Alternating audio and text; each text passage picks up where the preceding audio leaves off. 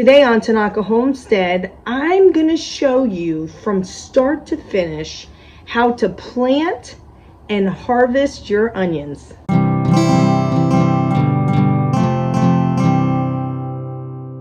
Here are the onions that I got about 1 week ago from Dixondale Farms. I was super excited about the shipment. I had the Texas Legend and I also have Red Creole. Both are short date onions, which are appropriate for my area. I live in Central Florida, Zone 9B, so short date onions are the way to go. I am not overly concerned that some of these roots and bulbs look a little dry. Once they're pulled out of the soil and they're shipped, they can last about 3 weeks on the bulb. So I am well ahead of that. What I'm going to do is I'm going to go ahead and start sorting these out. I'm going to get my larger bulbed onions or my larger bulbed plants, and I'm going to separate them from my smaller bulbed plants, and I will tell you the next steps. I'm going to start with my Texas Legend, and I just like to take these, the ones that are bigger compared to, for example, this one that is small. I'm going to separate them out. So I'm going to put the bigger ones and the smaller ones right here. So this is bigger. And I do this because my smaller ones will be my buncheon onions, and my larger ones are the ones that are going to be nice and big for like onion rings and all that stuff. That's what I like to do.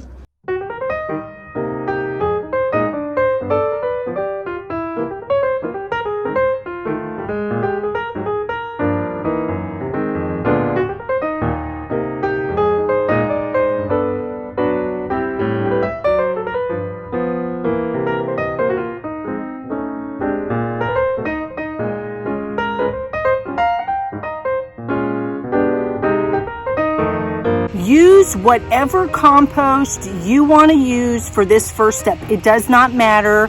Do what works for you. But once you get that compost evenly spread out, you want to go ahead and mix it into those top layers of that soil.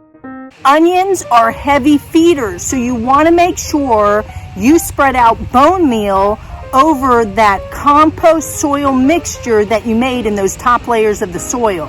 So once you get that bone meal spread out, you want to go ahead and mix that into the soil compost mixture as well.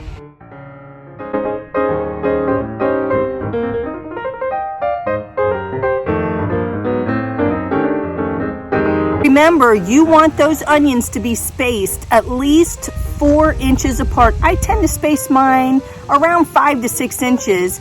I used a cake pan, a 6-inch diameter cake pan, to do my measuring. Now, years past, I've used a trowel, which works just as well. There's so many ways you can space it out. I've even seen people with pegs on flatboards. You can do it that way. Doesn't matter, but you want them spaced so that they have room to bulb out nice and big. If you plant them really close together, they just won't have the opportunity to do that.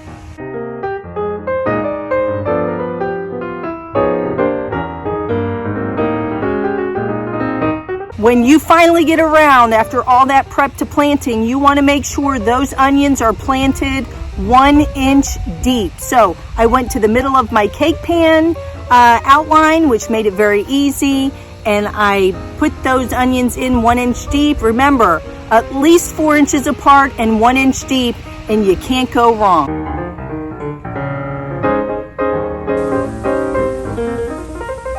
All right, we're at that 10-week mark, and look at all the growth we have.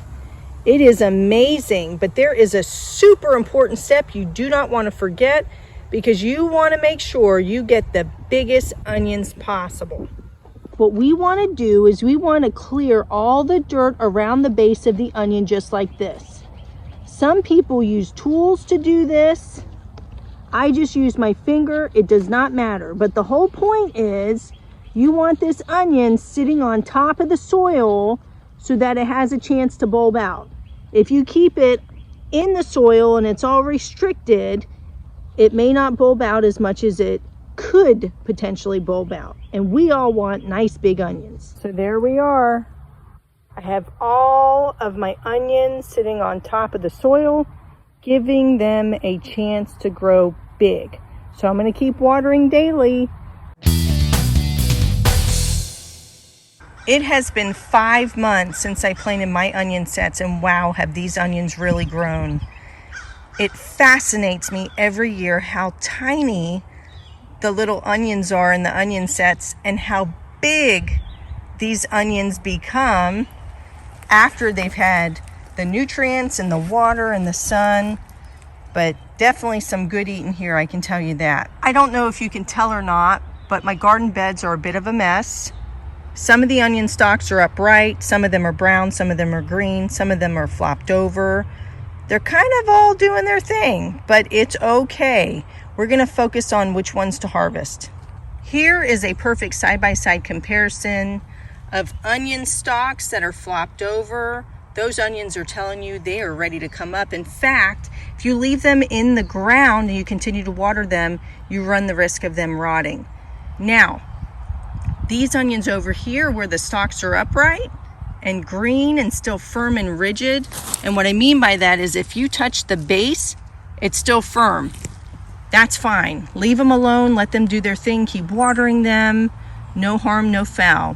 When those stalks flop over, then you can pull them. They kind of all do their own thing when they want to. So today, I'm gonna go ahead and start pulling all my onions where my stalks are soft and they're flopped over. And then I will talk about next steps. I always use a trowel and I go up under where the roots are and just kind of pop the onions up. Honestly though, if your soil is loose enough, you can usually just pull these right out of the ground. It's really not a big deal. But all you do is you go under.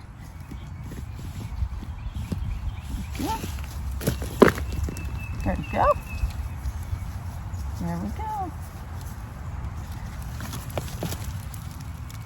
There's your onion.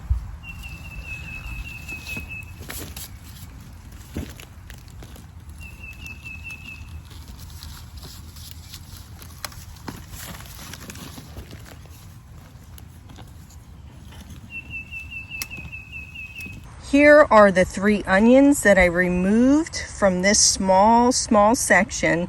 So I'm going to go ahead and repeat that process and get the remainder of my onions that are ready to harvest.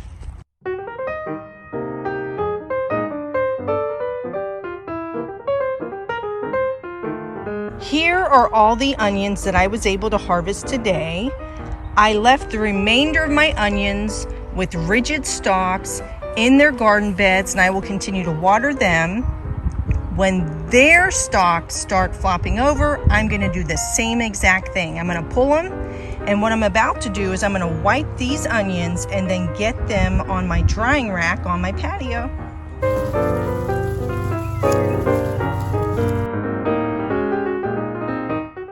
All of my onions, roots and stalks included, are on my drying rack, and I'm going to let them sit out here for about 7 to 10 days so that those stalks get real dry and those roots get real dry. You want to make sure when you do this though that you have good ventilation, so you have good airflow. You also want to make sure it's dry, and you want to make sure it's shaded. So dry, shaded, and good airflow. So let's check back in about 7 days and see what we come up with. Here are all of my onions. You notice they're sectioned out. I have section 1, then I have my green elastic band, section 2, and section 3.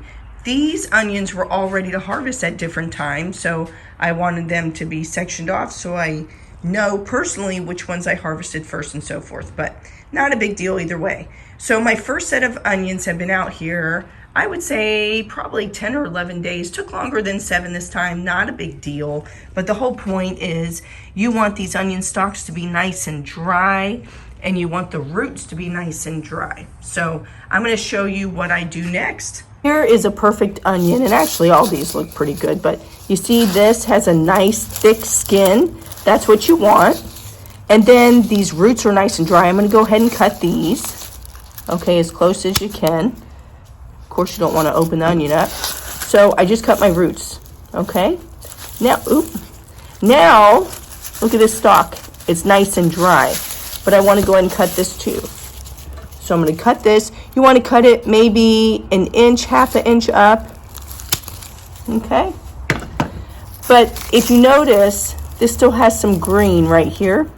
I want to give this more time to dry out. I want the entire onion to be completely dry before I put this into storage. So not a big deal. I'm just going to have this face up, and I'm going to let this dry for another maybe 4 or 5 days. All right, so I was able to remove all the stalks and all the roots. You can see some of these tops are pretty close to being completely dry, and others are still kind of open. Like that's a perfect example. That needs to dry out more before I put it in storage. So I'm going to leave these out here for another 4, maybe 5 days. I want all the tops to be nice and dry. I want to make sure we have nice, dry, layered red skin and nice, dry, layered brown skin. That will continue to do its thing over the course of this drying process. And once that's done, they are ready to go into storage. It's been about 4 to 5 additional days that I've had my onions out here so they could dry out. I don't know if you can see, but the tops are all nice and dry. That's what you want. And actually, see that nice brown skin? You want that. You want that top to be nice and dry and those roots to be nice and dry. So these onions are definitely ready for storage. Now you are ready to put your onions in long-term storage. Remember, wherever you decide to put your onions, you want to make sure it's cool, dry, dark, and well ventilated. I do not have access to a basement in Florida. I would love to have a basement. I know a lot of people store their veggies in their basement. I just don't have that. You could store them in a shed that maybe has AC, which I also don't have that, or just your pantry, which is what I do. So you can store your onions in baskets. I've seen people store them in boxes.